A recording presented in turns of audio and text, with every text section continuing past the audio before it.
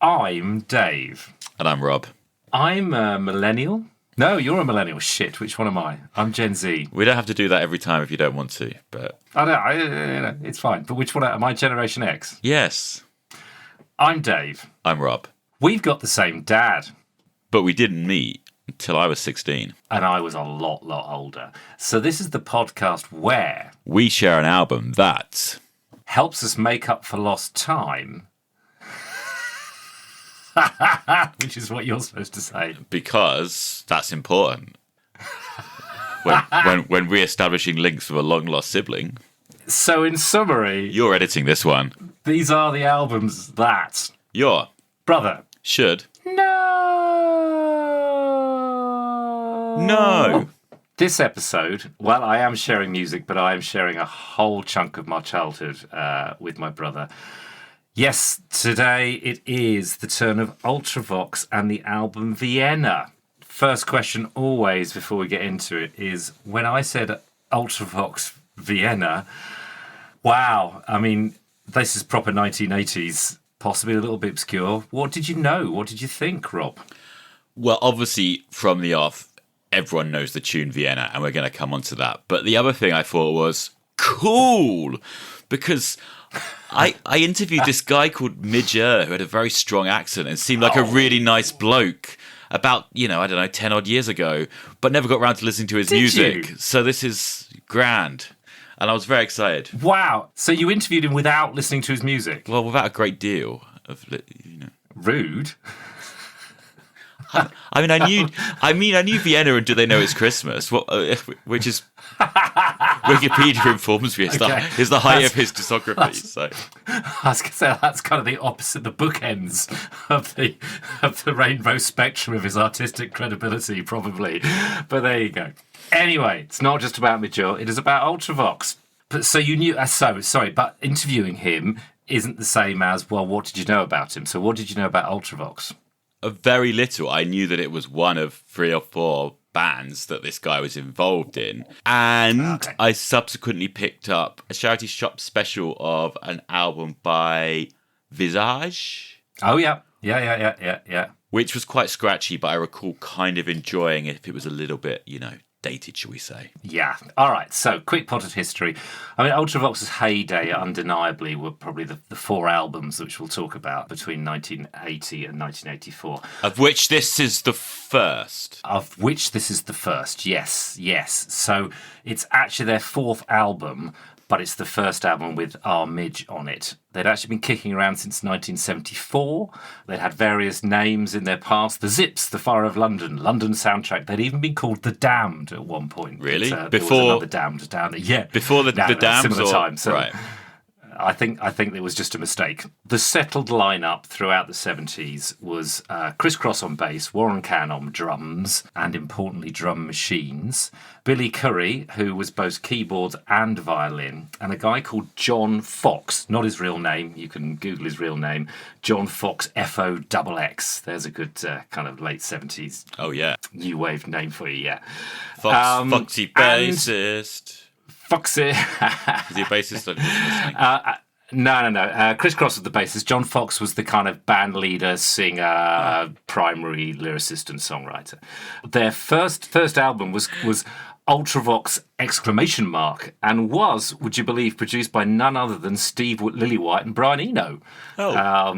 Remind me. Yeah, I know. Remind me who Steve Lillywhite is. Obviously, I know Eno. So, producer who, probably most famously with Brian Eno, was responsible for Actung Baby with U2. It's still an album I might pitch to you one day because I know you are heavily again. But I think it's a brilliant album. But this was what? More than a decade. This is 1976. This is like 15 years before that. Right. Yeah. Let's not spend too much time. Although there is a very small section of the internet that will tell you that the John Fox Ultravox is better than the Midger Ultravox, but it's very, very small. They were kind of new wavy with a little bit of experimentation. Perhaps the biggest claim to fame is on a track called Hiroshima Mon Amour. They were is that named after the very famous French New Wave film by, I think, Alain Resnais, however you pronounce his name? I would have to bow to your superior knowledge of French New Wave films. I will point out that last time I checked, it was streaming on the Mubi streaming service that I set up on your TV recently. So there's no excuses. Were it not past midnight in the UK right now, I would, after recording this podcast, get straight down there and get Hiroshima Mon Amour on my Apple TV boxy thing. But it does kind of hint at the fact that this was a band with, artistic pretensions at the very least. I've listened to all three albums. In fact, I had. So there was Ultravox exclamation mark, ha ha ha, all with exclamation marks. Go on. Okay. Because this is the part where I'm a little bit confused, because it seems like basically my mate Midge was basically the band for a bit, but the band already had a very concrete direction. So what was going on with those first three albums, and are they any good? So in some people's eyes, yes. I actually had the last of the three, Systems of Romance, on vinyl, even as a teenager. Never quite got onto it. It's new wave. The Hiroshima Mon Amour, the reason it's to be talked about, it's pretty much the first British band to feature a drum machine. Oh. So they were certainly very experimental. Yeah. So Warren Cann, in particular, the drummer, pretty good drummer, but very, very keen on experimentation with electronic stuff. It was never kind of top range new wave music in my eyes. It certainly didn't trouble the charts or the public or really the critics hugely. So they kind of, after a kind of short-lived American tour, as I understand it, touring Systems of Romance, it wasn't really going anywhere. And John Fox, in particular, wanted to leave and set up as a solo. I think he wanted to be the new Gary Newman, kind of just completely independent experimentation stuff. And he went on and did some solo stuff that some people are into, but it just kind of petered out through lack of popularity, if you like. Yeah, well, obviously Vienna, the album we're talking about, is somewhat experimental, but also kind of punky rock and roll. I'm intrigued. Were these first three records, before what became their, I understand, primary songwriter got involved in Midge, were they kind of more electronic? Were they weirder, or were they actually poppier? They certainly weren't poppier, and it would be hard to say they were more experimental, just because, and we'll get into this, I think the joy of those first four albums, especially Vienna and the one that followed it, Rage in Eden, was what they managed to do was really cleverly pull together the tapestry of kind of rock and roll punk, proper driving bass and drum with electronica, with some really just bloody great big good tunes and musicianship. I think they basically, look, their influences were Roxy Music, New York Dolls, David Bowie and Kraftwerk. They wore those large, and they never quite. I could definitely hear the Dolls and Kraftwerk. Yeah, that's actually a really yeah. And in those first three albums, what they managed to create, this might be it, right? Yeah. No, and if you like, once Midge got on board, I think something different came to fruition. But before that, in my eyes, anyway, it was like a homage to those things, but nothing new and big and special. It just was kind of like a pretty good effort, but nothing great. But to be clear, they always had drum machines and synths. Which was pretty interesting, I would have thought, in '74, because let's not overplay it, because there were people were using keyboards all throughout the '70s. I mean, drum machines. But drum machine was definitely a new thing, and that kind of trying to experiment with properly putting electronica at the heart of some of the songs was definitely, that is something that Ultravox were definitely at the vanguard. Because I mean, that's one of the crucial differences I always felt between '70s and '80s music. If you listen to the great '70s rock, obviously Zeppelin, Aerosmith, Stones, whoever, the whole reason it has that bit of swagger and that bit of playing around with the groove is because no one's playing to a click track, and it's got that organic breathiness, which means sometimes it's sloppy as hell, but that's also what brings in the human element. And then obviously '80s music is very, very quote unquote on the grid. You're playing to a click track. Yeah. Whether or not you're using an actual drum machine or not, you're definitely going to be playing to something in the ear to keep you together, but that often bringing in a mechanical element and even samples and sequences later. So that's why I'm kind of intrigued, because this obviously aesthetically fits somewhere in the middle, and it's quite raw and punky in places, but it's very much embracing the electronica. And I didn't actually know, when it became commonplace to use a drum machine. It seems 1980, 1979, when this record came out, it seems about right. But I didn't the idea they're using this a few years before this is really interesting. So. Well, Hiroshima Mon Amour was Ha Ha Ha, which was the one for, so it's probably about 77. But yeah, no, I think you're absolutely right. And certainly that plenty of artists about that time will say that the invention of the drum machine changed songwriting for them, because before you always had to write with the big noisy drums in your in the room. And then suddenly you could get, you could let songs breathe and be more subtle about it, they would say, because there was just a click keeping you to the beat and you could have all kinds of other things going on instead. And sorry to be uncool, but Phil Collins says exactly the same thing. Phil Collins undeniably brilliant drummer in the 70s, but his solo songwriting he tended to do with a click track because he couldn't drum and write at the same time. And so his solo stuff is a lot more kind of sparse and empty and melodic vocally, because you just haven't got all that noise in the room. Okay, so it could have all just faded at that point, and enter stage left Midge-Ure. Now, Midge-Ure is like a microcosm of what was going on in the 80s, because if you look at what was in the charts when Vienna was released, you've basically got a song by Rainbow. A song by like a Motorhead, 70s so Rainbow, like a 70s rock. Did they have members of like Deep Purple or something? There was some. What's that? Yeah. All of that. And you had Motorhead, which were very rock. You had Blondie, bit new wave. And then you had things like you had comedy songs. Like there was a song in the top 10 when Vienna was released, which was "Oldest Swinger in Town" by some folk guy that was kind of just a jokey song, and famously Joe Dolce, "Shut Up Your Face." So there's this kind of very strange mix of stuff going on. Midge-Ure, he had a number one with a glam band called Silk in 74, 75. He was a good guitarist, so he was in The Rich Kids, which was Glenn Matlock's post. Was he? We'll come on to this. Okay, he was a competent, good enough guitarist and musician. A solid musician, knows his chops. So, Glenn Matlock wanted him to set up Rich Kids with. He even toured with Thin Lizzy as the guitarist. So I am aware of all these things because I did, as preparation for this, listen back to my interview and found I asked all these questions about these bands that I've since forgotten existed. And I'd actually like to suggest that we could actually maybe release this as like an addendum. Why not? Let's just drop it as like the coda. Yeah. It's sitting there. The audio is sitting there. But so as he tells it, or as he told it, as I say, around 10 years ago, Silk was a bit too syrupy for him. It was a bit too clean. Yep. And then before he played with Glenn Matlock and Rich Kids, he was actually asked to join the Sex Pistols. Yes, he was. But I don't think he was asked to actually audition. I think it was more about they liked his look. I guess he looked like a punk, and for him that seemed manufactured like Silk, and that's why he doesn't regret it and all the rest of it, which read into what you will. But I thought that was fascinating. But he was clearly at the heart of a lot of interesting things happening. And he was spread thin because as well as these quite Thin Lizzy doesn't get much more kind of 70s rock than that. The reason he got into Ultravox or was introduced was Visage, who you've already mentioned. And now Visage were right at the heart of the New Romantics, which was this early 80s kind of, it led to things like Flock of Seagulls, Duran Duran, even Spandau Ballet. You're talking... And wait, Rusty Egan, who was also in Rich Kids, was in Visage. Yeah, he was the drummer of Visage.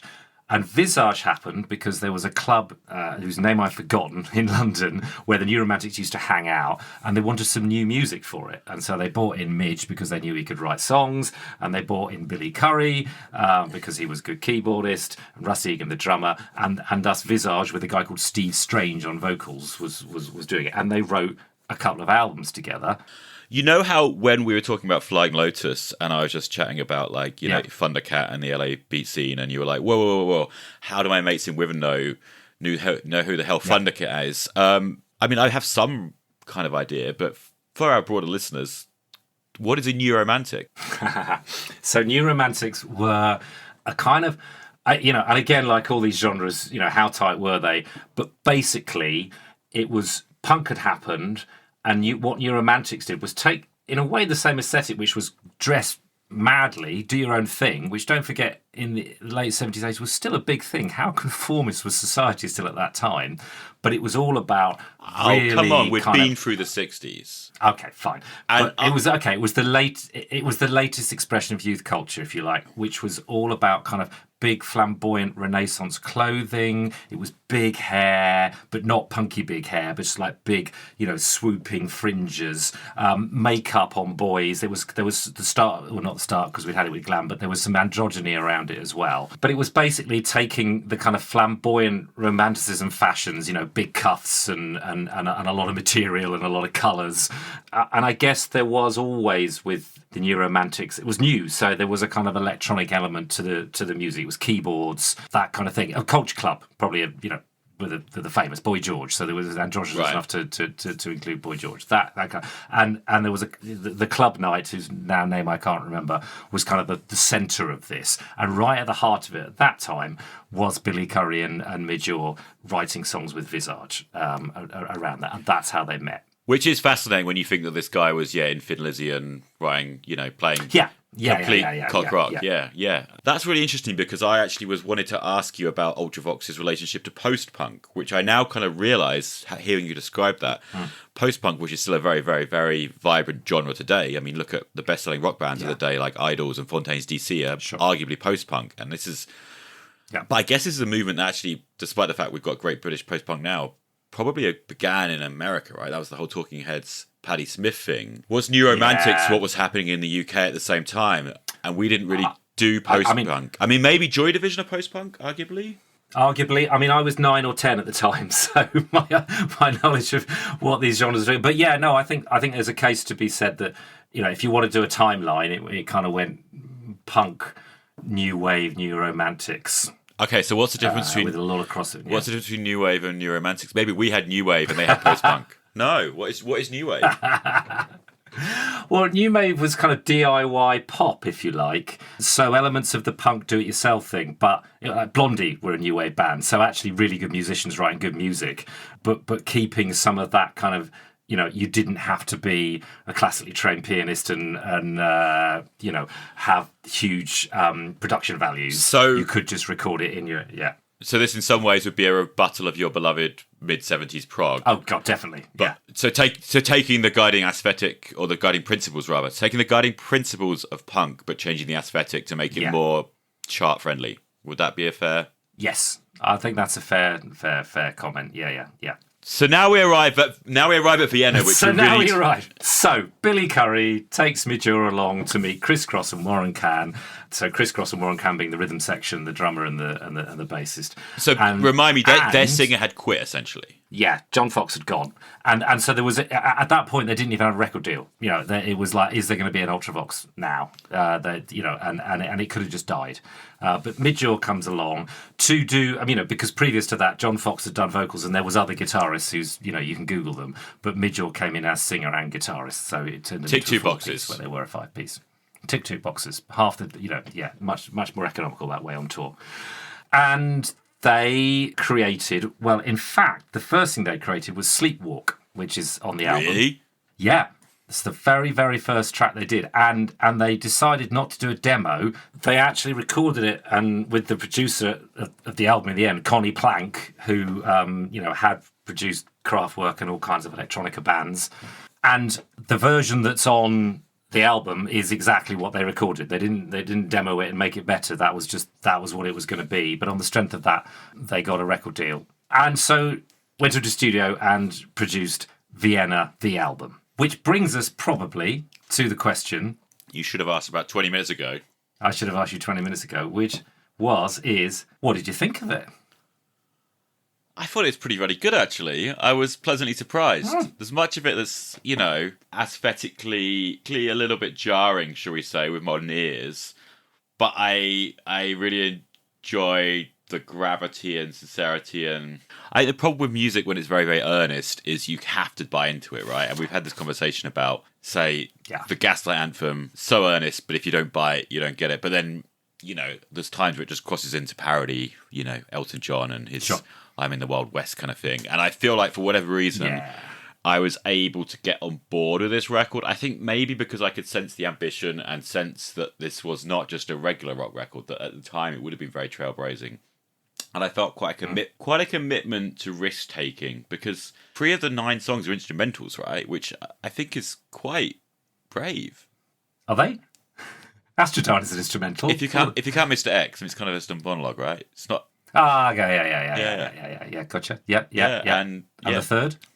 The other one, Western Promise, is essentially. I mean, it's got a little bit of vocals, but.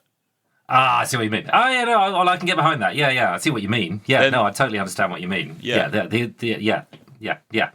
music is vocalless, but they're basically definitely instrumental Sure. songs. It is a very confusing and conflicted album, and it's very much an album of 2 halves. Would you like to talk about side A or side B first? Well, and I love the fact you've said that, because first of all, I have to say, every time I listen to it again as an adult, which is not that often, but every time I'm so pleasantly surprised about how bloody good it is, really. And and the elements that make it bloody good are the fact that it's still got enough invention. It is a bit of its time, but it's got so much ambition and invention. It's so trying to be cinematic, which I love, whether it succeeds or not. But also at heart, the rhythm section. There's some rock in it. There's just all the instruments and stuff and going on, violins and keyboards and cinematic weird stuff. But there's a soul to it, right? It's not soulless musically. It's got a drive to it, even if they were playing to a click crack. It's got some real rock and roll energy to it, which I get off every time. And the other thing I always think is, side A, Astrodyne different. It's like an overture to the whole thing, completely, and their career, if you like. And the longest track on the island, right? On the album, and it's almost like introducing Ultravox for the next 4 or 5 albums, to be honest, and all the things they can do.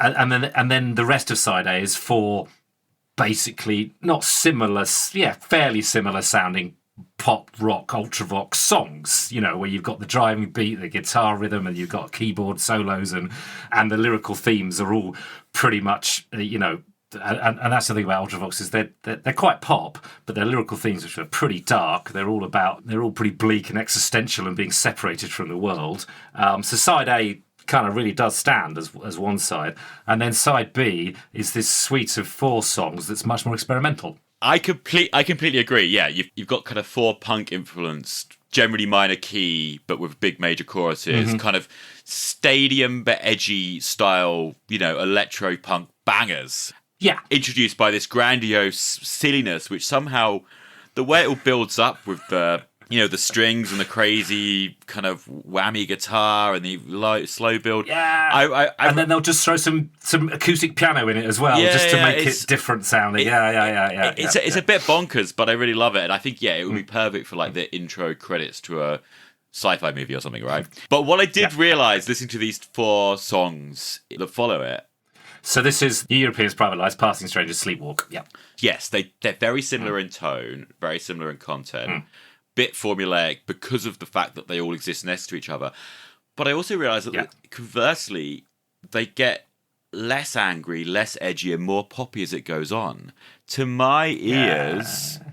Yeah, that's interesting. Yeah, they do, don't they? To my ears, New Europeans is like the edgiest, angriest, punkiest, and Private Lives is pretty punky, but a little bit toned down. Passing Strangers has got a big chorus. And then Sleepwalk is just Sleepwalk kind of loses me. I find that a little bit migraine inducing, a little bit whatever. And I thought this album is very much a construct of the vinyl age. Why would you hide the poppiest songs? Why would you slowly get more commercial? And that's why it was really amazing when I just checked, and it seems the US version literally flips side A track order.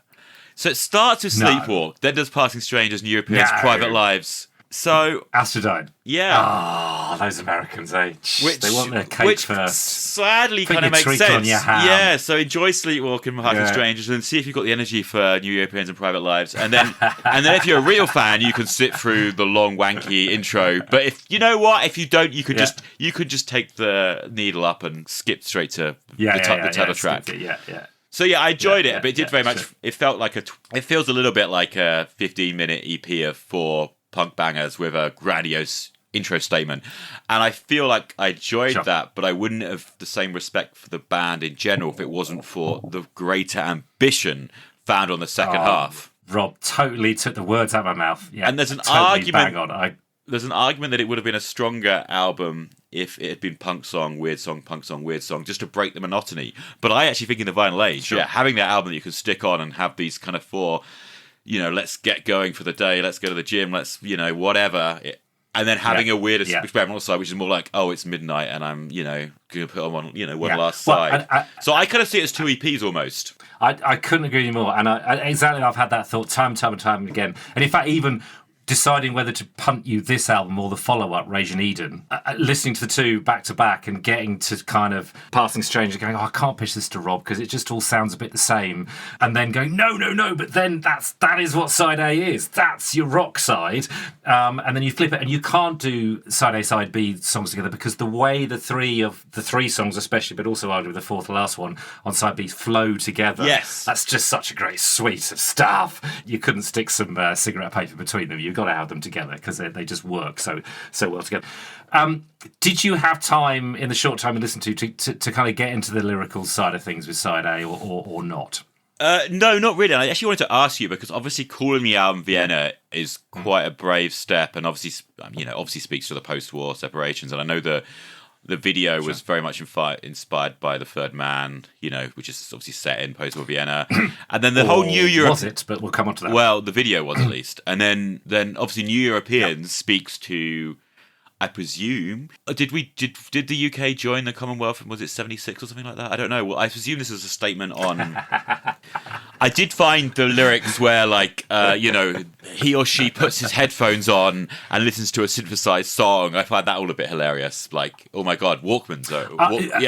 It's a bit like people raging about smartphones today. But yeah, you tell me. Well, no. So actually, we joined the EEC, I think, in 1973, so well before this. But I think you're right in that. I mean, one of the things it did for me, like New Europeans, I could tell that Midge was being pretty negative about this thing that was a New European, which now I read the lyrics, and it's clearly about. There's a lot of alienation going on in the lyric of the side A, being separate from society and the real world, and with New Europeans basically being pulled into technology and away from the world through your headphone, not listening to the radio even though you've got one. But I tell you what, as an 11-year-old growing up in Felixstowe in Suffolk, I bloody well wanted to be a New European. Yeah, I bet.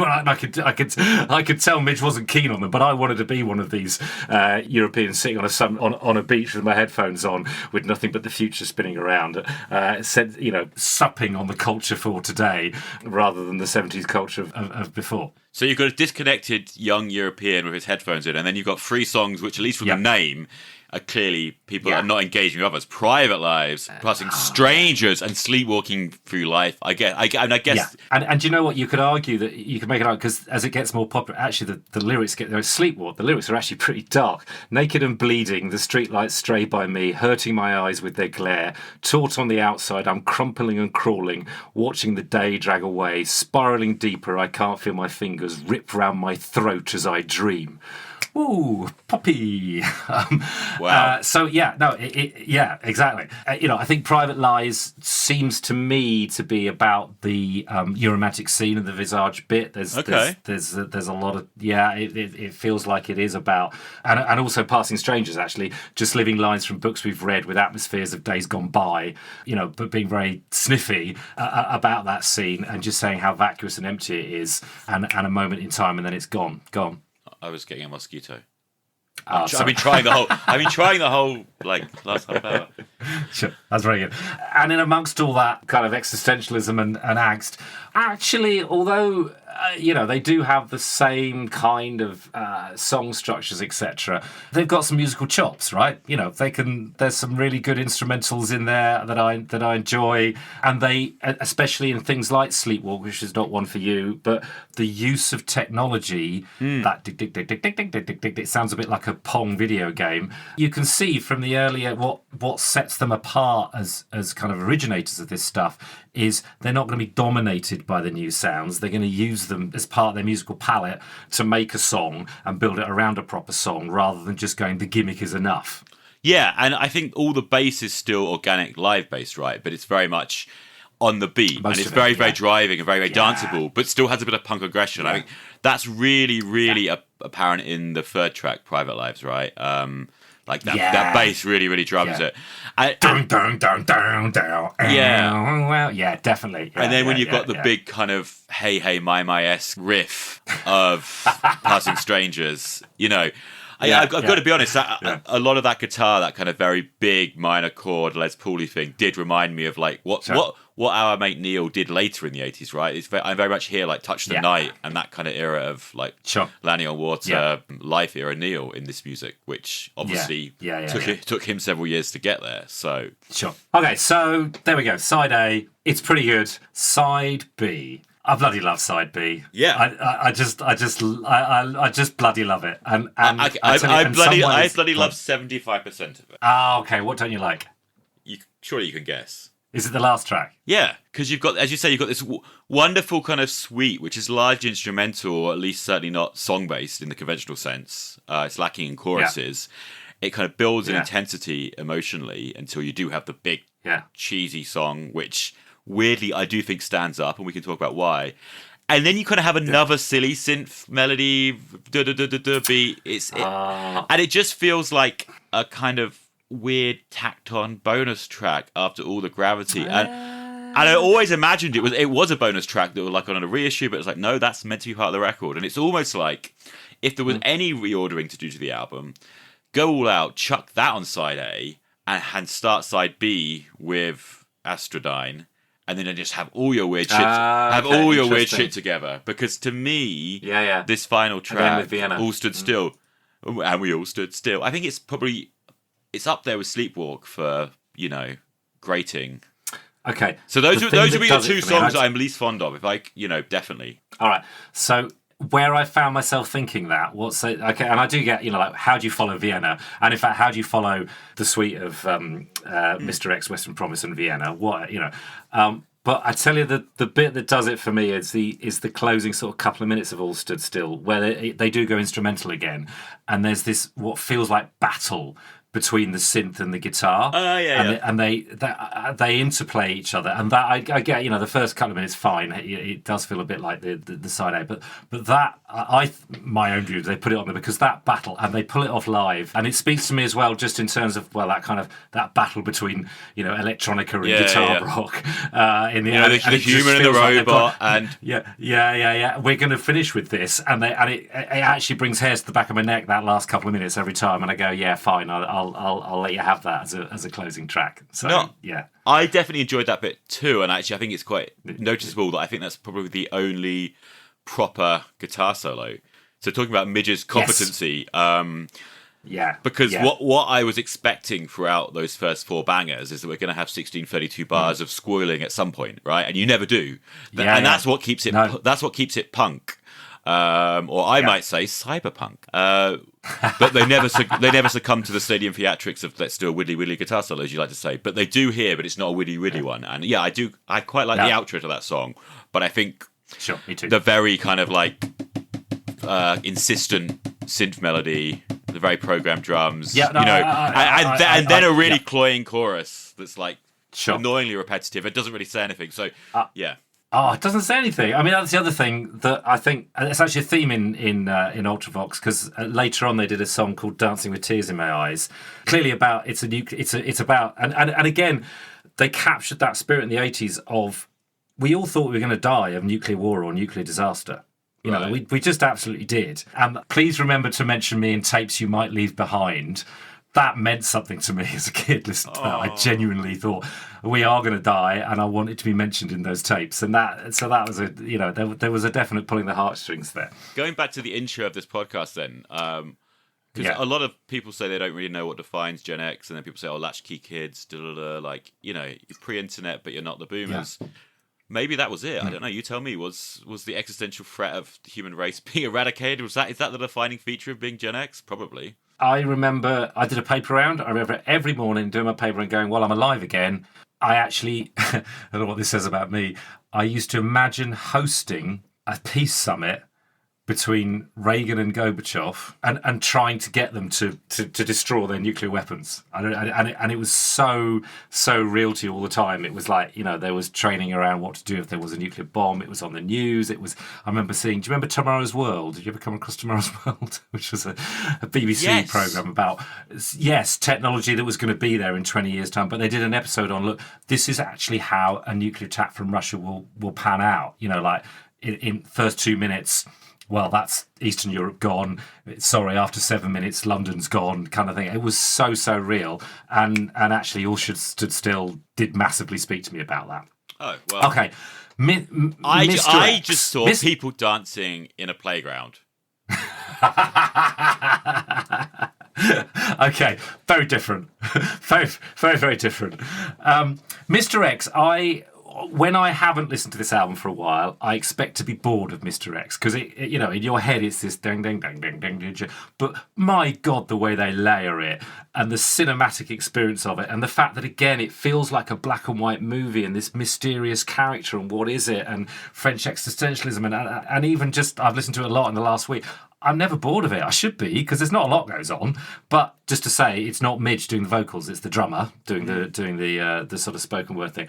But also, you do go from side A, this kind of exciting, I think, driving kind of to just they go, okay, now we're going to do this cinematic.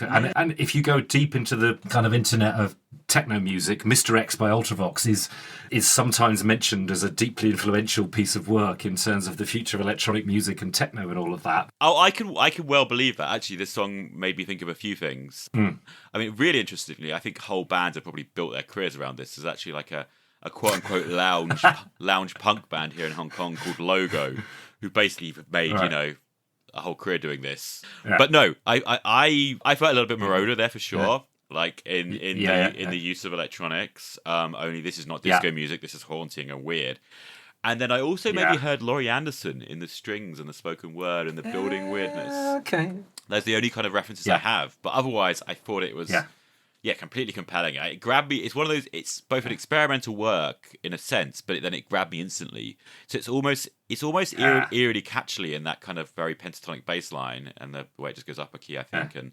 It's kind of instantly familiar. It's not actually complicated. Yet, as you say, it's all in the textures. And those textures and sounds would have been so new at that moment. I obviously want to know what it's about. I haven't sat down and listened. But I know that one of my favourite French post-New Wave directors, Leo Carac, who I just had the chance to see in person actually last week, is famous. His nickname is Mr. X. And I now wonder... Because he started in the mid '80s, and he's a bit of an enigmatic figure who loves kind of new romantic new wave music. So I'm wondering if this was kind of if he took his nickname from this song. Maybe they've never said who's it about. There was a rumor that it or a thought that it, but they have denied that it was about John Fox, the former lead singer who had 2 X's of the Fox, and but they've said no, it wasn't. It feels to me it's sort of like a Waiting for Godot kind of impossible of finding this character that you want to. What's a human being anyway? The impossibility of real emotion, but there's this horror to it as well. And some of the sounds. That thing about this is the time when they just invented sounds that had never like now every single sound that you could ever make has been heard. But some of the haunting chanting stuff. It's put through some kind of vocodary thing. Amazing. I mean, honestly, Dave, there's many reasons why I might wish you were in my life 10 years ago. But what the biggest one right now is that we would have had this conversation. I could have asked Midge myself, who's it about? That is very true. Although I think it was the drummer that mainly did the lyrics on this one, so he would have to he'd have to refer to Warren. Okay, so it does Mr. X, and then. Oh, Western Promise. What a banger. What a banger. And there's a bit with it sometimes thinks the keyboard line, the da da da da da da da da da is done too much. But it comes in. This is the song that has that massive modulated synth thing. It does, but it also what makes it an absolute banger is because they could have gone, we've done Mr. X, no real drums, but they put some proper real drums on this, and they're fucking in your face, right? They're I just love it. And then in the middle of it all, the bit where Midge goes, hey, I can't. Whatever I'm doing, I have to go, hey, to that. It's just brilliant. I mean, it's basically Kraftwerk with a Scottish accent, which I've got to love. And some real rock and roll drive to it. And I tell you, the other thing it's got in it is that, again, as a 10 or 11-year-old listening to this first time, the lyrics clearly about essentially how, you know, the US and the West kind of tried to destroy Japan and after the Second World War. This was, I think, the dawning of my political global awareness. I'd never thought about, you know, the West being evil before. This is the first time I would have thought about that. So, the text of this album, a lot of extension, but the internationalism, this, you know, Western Promise and New Europeans, genuinely growing up in Suffolk, it gave me a global outlook that I'd never had before, because it made me think about the rest of Europe and Japan in a way I never had done. And I love the lyric, all ultra neon, sign of the times, your Buddha Zen and Christian man, all minions to Messiah, Pepsi can. Wow. Just love all that. Brilliant. And then, of course, it flows into... Yeah, which I thought we were going to start off talking about, but I mean, what can we possibly say about this song that hasn't been said before? The first thing I'd say is when it comes on, and boy do they know it's a classic, because you get that low bum bum, and you suddenly go, oh my god, actually Mr. X and Western Promise, it's almost like they're just intros to this song. You know, they're just setting you up for Vienna in all of its glory. Yeah, what can we say? I mean, it's, you know, who doesn't love Vienna? I don't know anybody that doesn't love Vienna. It's just an awesome. Go on. There are those songs that are kind of so immortal that you've heard them and recognise them in seconds. And I would say 2 out of 3 of those songs, when you hear them, you go, ugh. And 1 out of 3 of those songs, you go, yeah.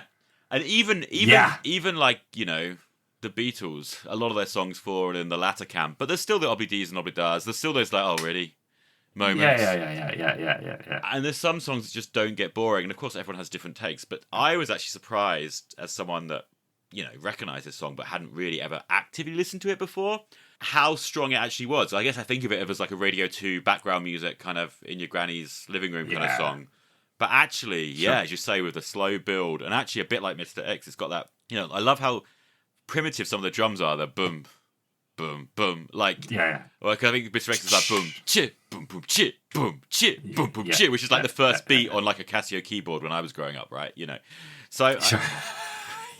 But to take those, it's kind of this 2-chord thing, and just taking it, like building such intensity slowly, and that piano riff, like again, it's so simple but so recognizable. And actually, in that sense, again, it reminds me of electronic music, because you know how a lot of like big, rosy house music would have a very, very simple keyboard part, but somehow was just so familiar. And sometimes it was a sample, sometimes it had been written, but you instantly, it would go round and round and round, and it was just unmistakably that one song. It's one of those piano riffs. Sure. It's just one of those, like, it couldn't be... Yeah. You know it instantly, and yet it doesn't cloy somehow. It just feels genuine. Sure. So, in terms of what it all means, the video is clearly quite third man influence, but what the band say is that when they were writing it, that wasn't it at all. Apparently, Billy Currie wanted to do something, you know, great and classical, and have a slow build and a slow outro, etc. And Mitchell said, when he heard the kind of early demo, well, this means nothing to me. Really? And the producer said, sing that. And from that grew, and for Midge, it was literally about a failed holiday romance. But obviously they then to Vienna, more imagery, etc. Yeah. Oh, that's so funny, because I did want to believe some kind of like Cold War narrative to this whole thing, with Western Promise and Europeans, and then Vienna. Yeah. But I think that's interpretation after the fact. But the video, have you seen the video? No. Have you watched the video? Not lately. Okay. I must have seen it in my life. Okay. And I hadn't for a long time until this week.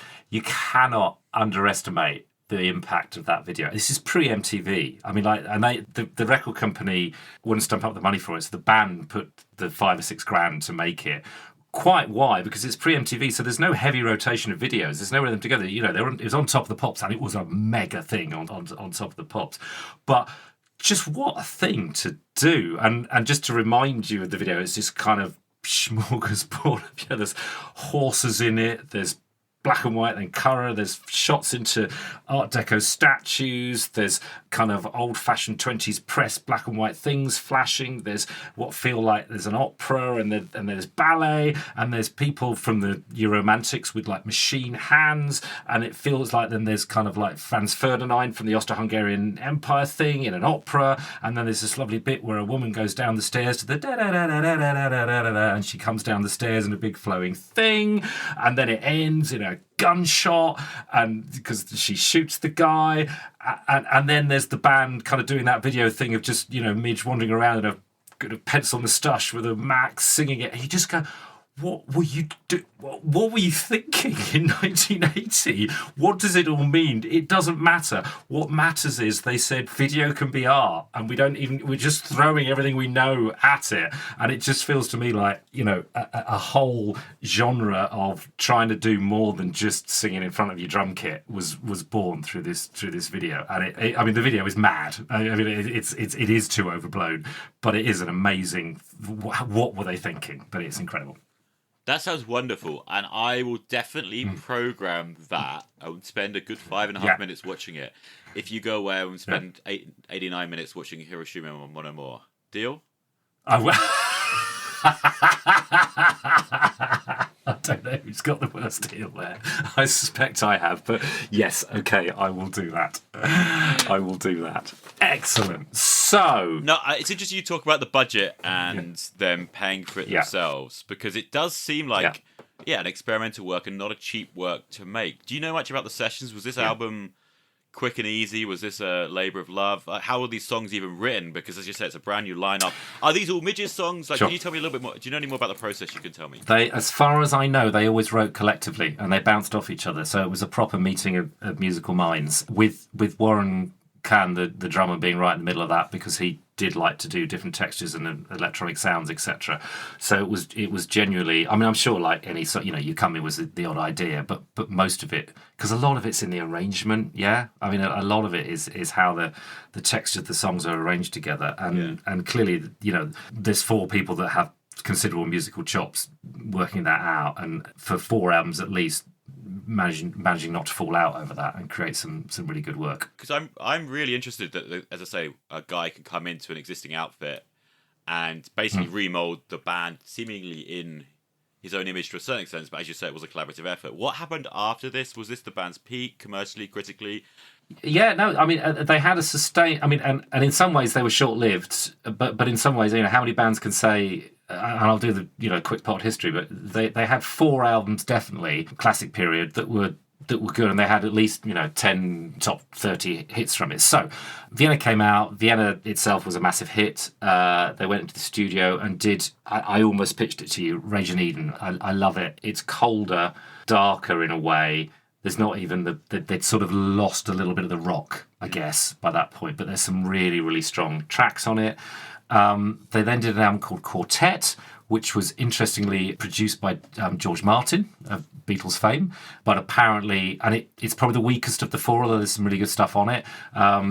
There's rumours that George Martin was deaf by then and wasn't at his best, shall we say, but there's still some good stuff. And then they came back, this was their real commercial peak, with an album called Lament. Probably a lot more middle of the road kind of, it was mid-80s by then, kind of guitar-based rock, if you like, although also some, lots of electronica in it. But they had a couple of big hits. And the biggest hit was Dancing with Tears in My Eyes, which was top 10, big hit. And it was, great title. Again, it was all about, and it was all potential Dancing with Tears in My Eyes because the nuclear bomb's about to hit. Oh, I thought it was all about what you do. I thought just because your potential partner was dancing with somebody else, but all right. No, you're dancing with your partner with tears in your eyes because you're both about to die because, boom, we're all going to, get blown to smithereens by the Russians was the subtext of that particular happy song. So they did those 4 albums. And crucially, I think the thing to say about how they influenced electronic music coming into the mainstream, and I remember that, because there was this big thing about, there's guitar rock bands and they play live, and electronic bands, they can't do it live. They can't, it's just all studio trickery. These guys could play live. I mean, they were shit hot, and they did a live album called Monument as well, which is really, really good. They pulled this stuff off live, so they had some credibility around that. Live Aid happened. They were in Live Aid. Yes. You can see their gig on Live Aid. It's pretty good. It's all right. He manages to pull off the vocals to Vienna in front of the whole world, which is no mean feat. Midjaw had a solo album called called The Gift, with a single on it called If I Was. And it all started to fall apart a bit then. So they got back into the studio after Live Aid. And obviously the story behind Live Aid, have you heard the story about Bob Geldof wanted to put Band Aid together? He'd half written a song and it wasn't sort of going very well. But he got Midjaw involved. Yeah. And apparently as soon as he said to the pop rock fraternity of 1984, oh, but Midge is on board, everybody came on board at that point, because while they didn't trust Bob Geldof to sort of hold it together to write a decent song and produce stuff well enough, everybody trusted Midge because they knew he's just a safe musical pair of hands. So that's his part in Band Aid. Fun fact, he self-deprecatingly told me that his greatest contribution was changing there won't be snow in Ethiopia to there won't be snow in Africa, because Ethiopia just doesn't scan. But I think it's clear that his contribution was a little bit more than that. I think he did a little bit more than that. Yeah, bless him. So they got back in the room after all of that and fell out, basically. Well, they kicked the drummer out, Warren Cam, which is such a shame because I think he's a big part of the kind of creativity and drive of whether he's doing subtle drum loops or big drums. But the rest of the band wanted to make another rock album. He wanted to do an album that was just electronic drums. He didn't want to do any drumming. He wanted to go more experimental. So they kicked him out and got the drummer in from... The drummer didn't want to drum, essentially. Yeah. Bless him. But Warren Cam. He's actually American or Canadian. Yeah. Sorry? He wanted to keep the paycheck. But he wanted the paycheck. Yeah. Possibly. No, I mean, he wanted to do, he's into rhythm and experimentation. He didn't want to do, So they got Mark Brzezicki, who was the drummer from Big Country, who you've probably never heard of, but were a pretty big Scottish rock band of that era. Very good drummer. And they did an album called Ultravox. But by that time, and my theory on this is, look, in the early 80s, they really did, and for me personally, they straddled in a world where it was so tribal between electronic music and rock music. Like, it just was so, and they managed to straddle it. But by mid-80s, actually, and especially post-Live Aid, they were neither arena or stadium rock, because their music isn't really arena or stadium rock, but neither were they proper electronica, Depeche Mode, Club Night, dance EDM stuff. They weren't proper cool, electronica. So they kind of fell. The late 80s was probably the beginning of dance music culture. Really, that was kind of That's obviously prop stuff. The hacienda and all that stuff was happening. So I think and dance and drugs, like and electronic music that was kind of a subculture started actually presumably breaking through to the mainstream, because definitely by the early mid 90s it was everywhere. It was pop music basically. Yeah, exactly. So they actually, in my memory, became pretty uncool pretty quickly, because they were uncool to the rockers of the world. U2 Simple Minds, to put it simply. They were very uncool to those fans, and they were uncool to the proper dance fans. So they Simple just Minds were seen as more cool than Ultravox. Yeah, in my school anyway. Write in if you disagree. That's so interesting, because when you first mentioned Ultravox, you expected me to find them a deeply uncool concept, whereas I think for whatever reason, because I was maybe a little bit aware of the links to all the other bands we discussed earlier and Midge's kind of reputation as a national treasure, I just assumed they were like a kind of legendary band. I didn't really realise that they had... No, they really fell off a cliff in terms of popularity. Yeah, so they fell apart after Ultravox. I've got Ultravox. I had Ultravox on cassette tape, and actually there's some good stuff on it, but it was pretty... But they had the Chieftains, the Irish folk band on it. They'd become really quite Radio 2 by that point, if you like. Yeah. So in short, they don't get weirder from Vienna. That's the big thing. You're saying this Radio Eden's a bit weirder, and then... You could make an argument that Rage and Eden's a bit weirder, but by Lament, which is the mid with the two big they certainly were more mainstream. So what happened next? Very quickly, Warren Cran didn't really. He went back to America or Canada. He did some movie writing. He does and wrote about tech. Basically, he just crisscrossed the bases. Went off and trained to become a psychotherapist, and just turned his back on the whole music thing. Billy Currie did some solo albums. He did a kind of faux Ultravox with none of the other members in the 90s, which didn't really take off.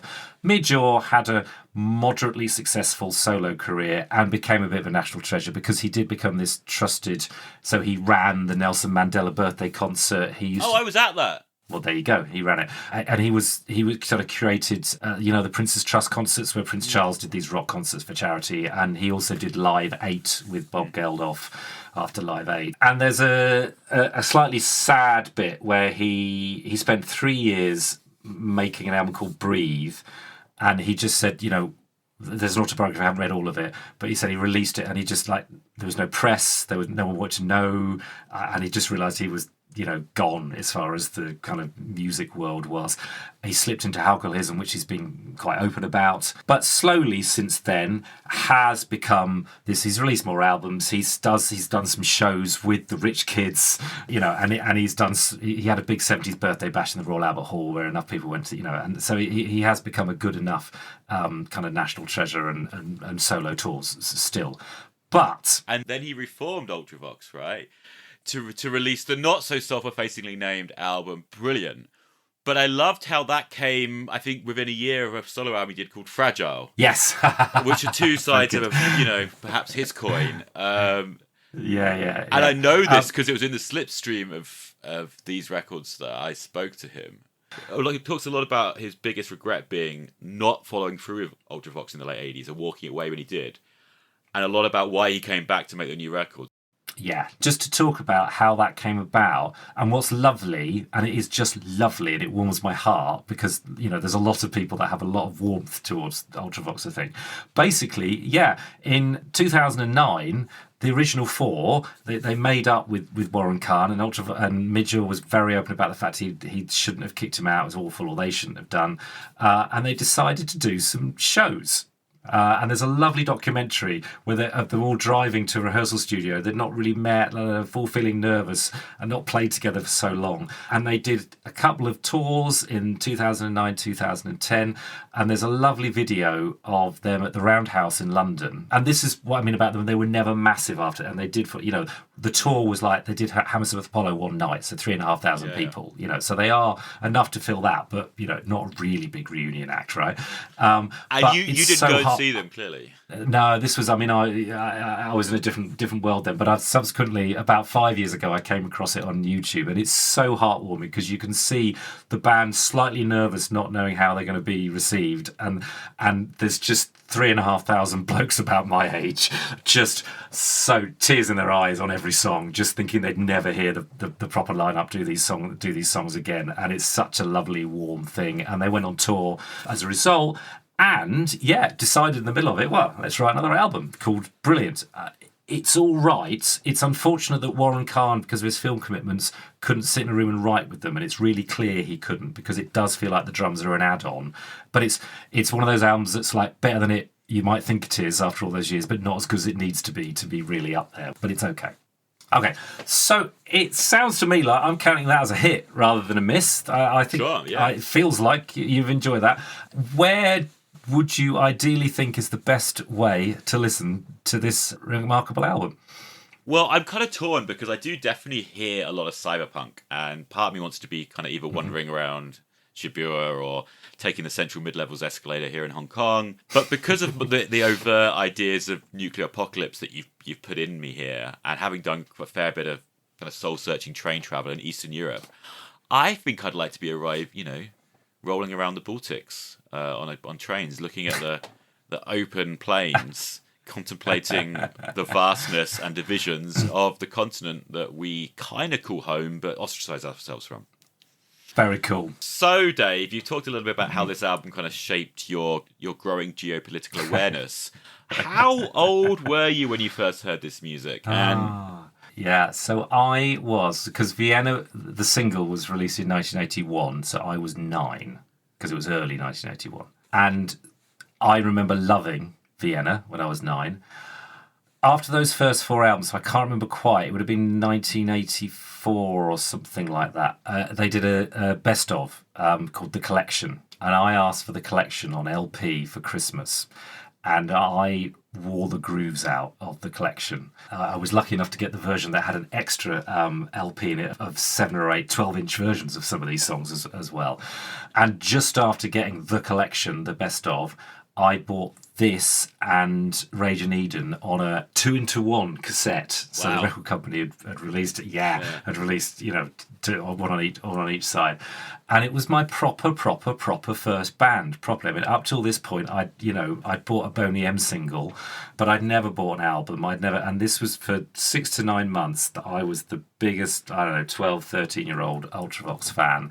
And I absolutely loved it. I got Lament quickly after on vinyl, and then Quartet after that. So those 4 albums, and they genuinely, I did progress out of them into, I have to say, U2 for a year or two after that. But when I look back and I listen to this music, I go, well, it doesn't actually surprise me. Some of the music, I do hear a bit of prog in them, in things like Astrodyne and some of the instrumental work.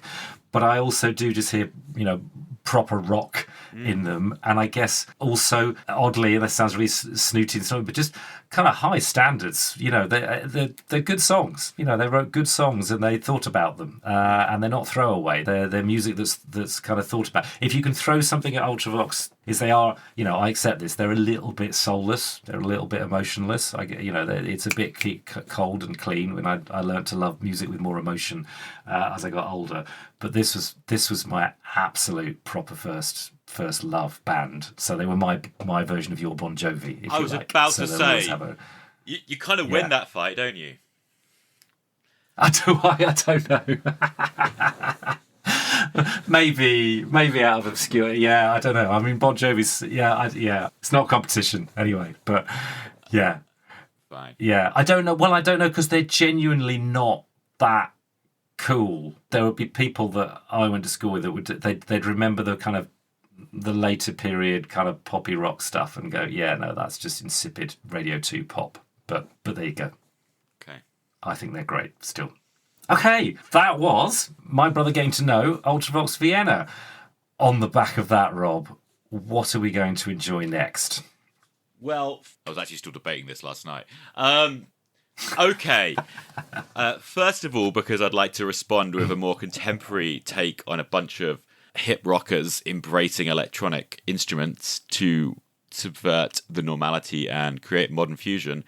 And secondly, just because I want to reclaim some credibility after pitching you Bon Jovi in my last episode, I am going to grope for the ultimate aging hipster dad band, LCD Sound System, which of course means we've got to hear the masterpiece Sound of Silver. Is it sound or sounds? Sound of Silver. Fantastic. I very much look forward to that from a place of complete ignorance, so that's going to be a lot of fun. If you have been listening, thank you very much. Catch you next time. Bye.